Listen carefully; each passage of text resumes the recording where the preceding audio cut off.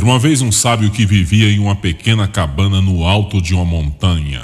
Ele passava seus dias lendo livros, meditando e contemplando a natureza. Ele não tinha amigos, apenas alguns viajantes que o visitavam de vez em quando. O sábio era muito respeitado por sua sabedoria e bondade, mas também era muito criticado por sua solidão. Muitas pessoas da vila ao pé da montanha achavam que ele era estranho, antissocial e até mesmo egoísta. Eles diziam que ele deveria descer da montanha e se misturar com as pessoas participando de festas, dos negócios e dos assuntos da comunidade. Eles diziam que ele estava desperdiçando sua vida em isolamento e que ele não se importava com ninguém além de si mesmo. Um dia, um jovem curioso decidiu subir a montanha para conhecer o sábio. Ele queria saber o que o sábio fazia o dia inteiro e por que ele havia escolhido viver daquele jeito. Ele levou consigo um cesto de frutas e um jarro com vinho como presentes. Quando chegou à cabana do sábio, ele bateu na porta e foi recebido com um sorriso.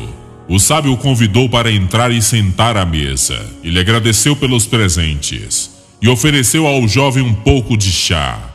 E o jovem começou a fazer perguntas ao sábio sobre sua vida, seus livros, seus pensamentos e seus sentimentos. O sábio respondeu com paciência e gentileza, sem se ofender ou se irritar com a curiosidade do jovem. Ele contou ao jovem sobre sua jornada espiritual, sobre as coisas que aprendeu e as coisas que ainda queria aprender.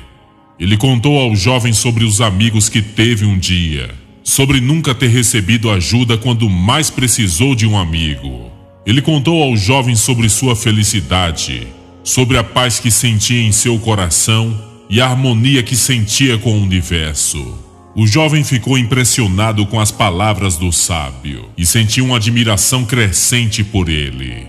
Ele percebeu que o sábio não era solitário por falta de amor, mas por escolha de amor. Ele percebeu que o sábio não era antissocial por medo das pessoas, mas por respeito às pessoas. Ele percebeu que o sábio não era egoísta por indiferença aos outros, mas por generosidade aos outros. Então ele perguntou ao sábio como ele lidava com as críticas das pessoas da vila, as pessoas que o julgavam por sua solidão.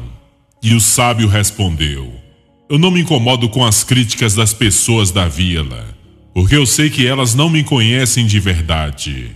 Elas têm uma imagem distorcida de mim, baseada em suas próprias expectativas e preconceitos. Elas não entendem meu modo de vida, porque elas não vivem o meu modo de vida. Elas não sabem o que eu sinto, porque elas não sentem o que eu sinto.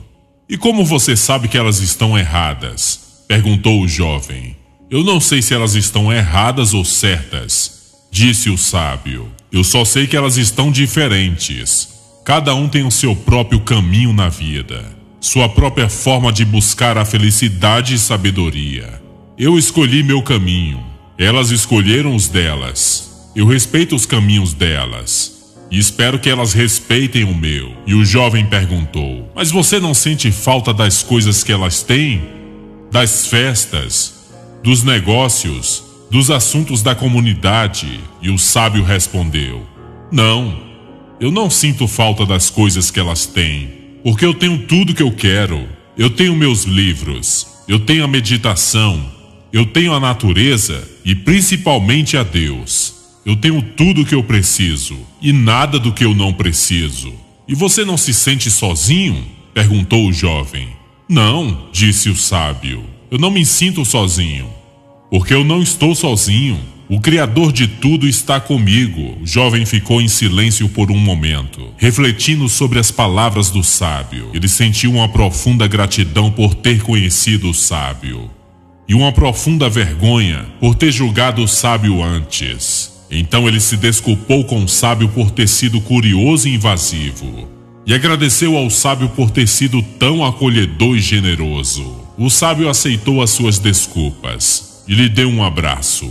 Ele disse ao jovem que era bem-vindo à sua cabana sempre que quisesse, e ele esperava vê-lo novamente. O jovem se despediu do sábio e desceu a montanha levando consigo uma nova visão do mundo, uma nova compreensão de si mesmo e a nova admiração pelo sábio. Quando chegou à vila, ele contou aos outros sobre a sua experiência com o sábio. Ele contou sobre a sabedoria, a bondade e a felicidade do sábio, e principalmente sobre a fé do sábio em Deus. As pessoas da vila ficaram surpresas com as palavras do jovem e sentiram uma curiosidade crescente pelo sábio. Elas perceberam que tinham julgado o sábio injustamente e não o conheciam de verdade. Elas perceberam que tinham perdido uma grande oportunidade de aprender com o sábio. Então elas decidiram subir a montanha para conhecer o sábio também. Elas levaram consigo presentes e pedidos de desculpa. Elas esperavam que o sábio as recebesse com a mesma paciência e gentileza que ele recebeu o jovem. E assim foi. O sábio recebeu as pessoas da vila com um sorriso e sem ressentimento pelas críticas que elas fizeram a ele. Ele as convidou para entrar em sua cabana e compartilhar seu chá. Ele respondeu às perguntas delas e lhes contou sobre o seu modo de vida. As pessoas da vila ficaram encantadas com o sábio e sentiram uma profunda gratidão por ele.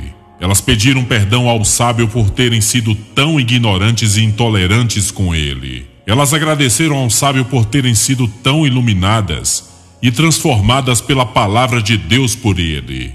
O sábio aceitou o perdão e os agradecimentos das pessoas da vila e abraçou um por um.